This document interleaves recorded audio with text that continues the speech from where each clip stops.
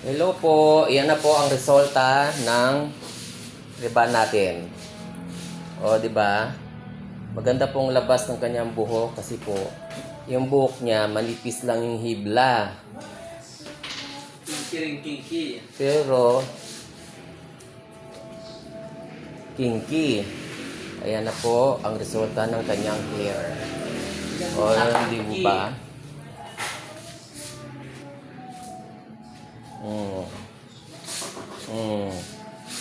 Ayan po, madam, ang inyo pong inaanak.